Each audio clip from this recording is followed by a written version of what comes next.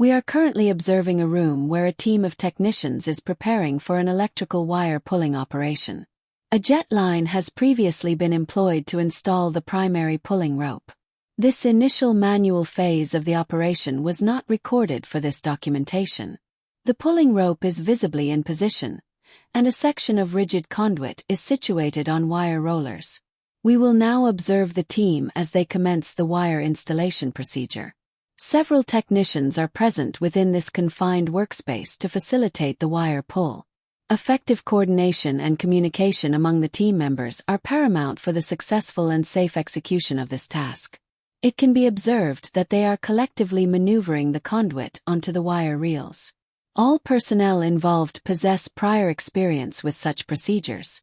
Several critical aspects of the setup warrant attention.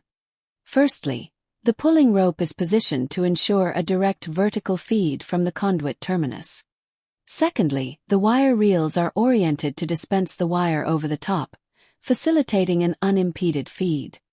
Thirdly, the pulling rope is precisely aligned with the entry point of the conduit and the array of 4 wire reels. The technicians are now engaged in removing the protective plastic wrapping from the wire reels. For operations of this nature, the wire is typically procured from the distributor pre-cut to the specified lengths. This practice enables the simultaneous pulling of all necessary conductors, thereby enhancing operational efficiency. Careful observation shows the technicians stripping approximately 12 to 16 inches of insulation from the conductor ends. This action prepares the wires for secure attachment to the pulling head. When utilizing a pulling rope with a loop termination, it is standard practice to trim and stagger the individual conductors. This technique serves to minimize the overall diameter of the pulling head, facilitating easier passage. An alternative methodology involves the use of a Kellam's grip, which secures the conductors externally and generally obviates the need for trimming. Phasing tape is being meticulously applied to each conductor as it is integrated into the pulling head. Corresponding identification marks are also being made on the respective spools.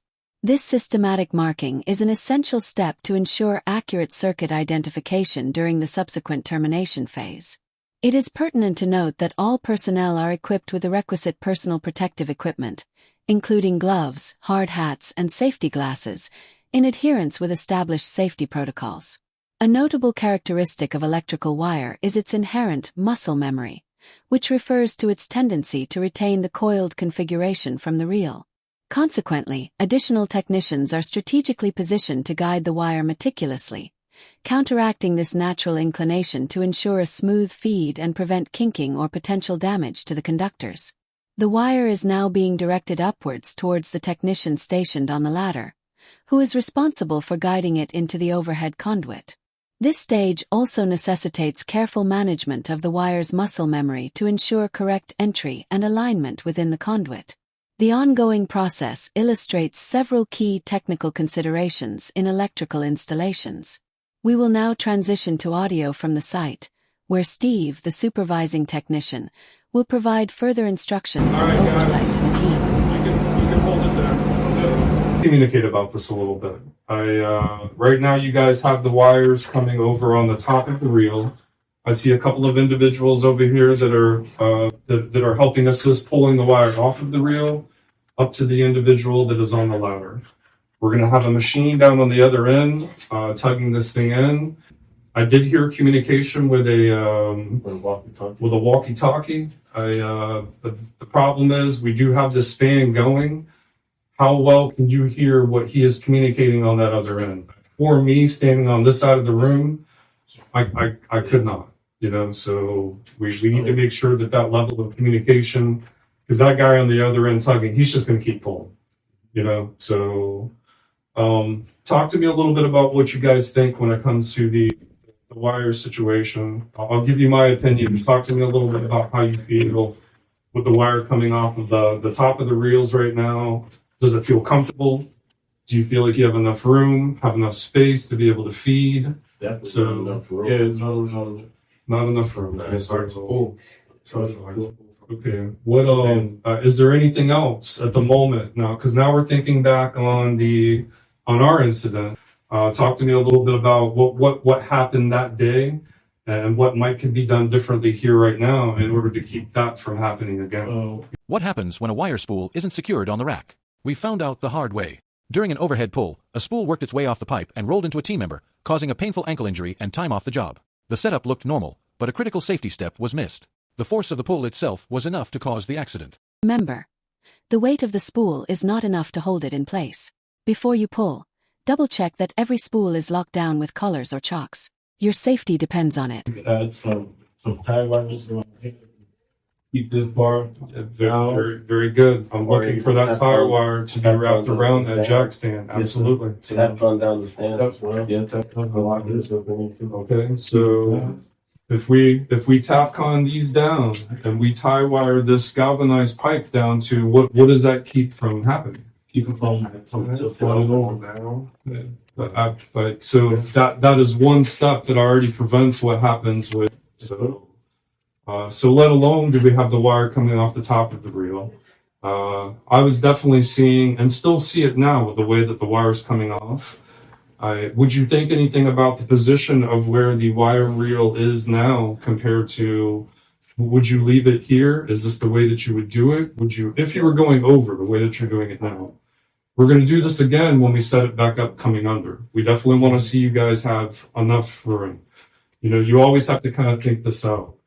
I know it might be a little bit inconvenienced, but we have this entire hallway out here, right? So back up on the fourth floor, taking a look at the situation with the setback up again. After these guys demonstrated earlier with the wire being over the top of the reel versus being under.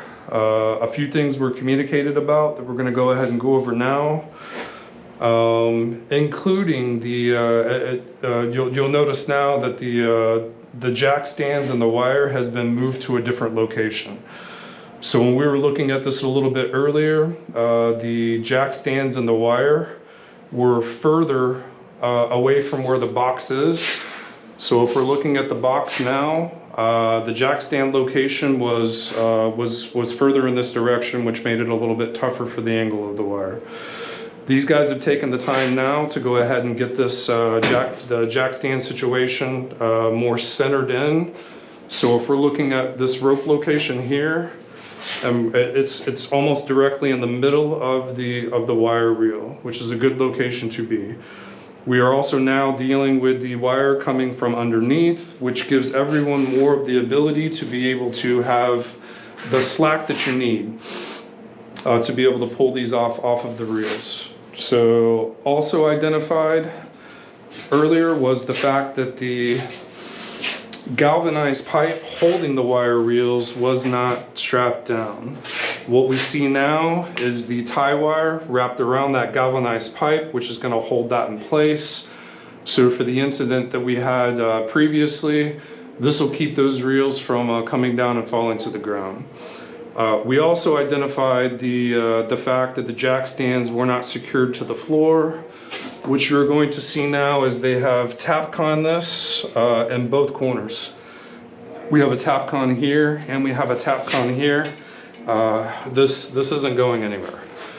So head is made back up. Well, I actually am going to get them to throw a little bit of tape around this knot they have in this just for a smooth transaction so that doesn't get hung up on anything as that's being pulled through the pipe. So I do have one more thing that I'm going to communicate with them about. Duct tape is right over here. We'll make sure we get that taped off. By the way, earlier they were going to use the bucket of gel. I asked them not to for a reenactment. This go around they will be using that gel to apply to this head, and they will continue applying that gel out of that 5-gallon bucket during the pull to make sure that that conduit stays lubricated. The wire stays lubricated, the conduit does as the wire is being pulled. Wanted to point out in this situation that we do have panels that are open back here behind us. Safety team pointed that out. It was a very good point out. This team, actually on this job, we do not have power on this building at the moment. We would be pulling in wiring in the upcoming days to have pre-power for the building. But we still want to make sure that the team is communicating properly about the ideas for anyone that is showing up on the job site that does not know that there is no power on these panels right now. So just one more point to be able to bring up, but short of throwing a little bit of duct tape on that right now, we're looking pretty good for this end of the pole.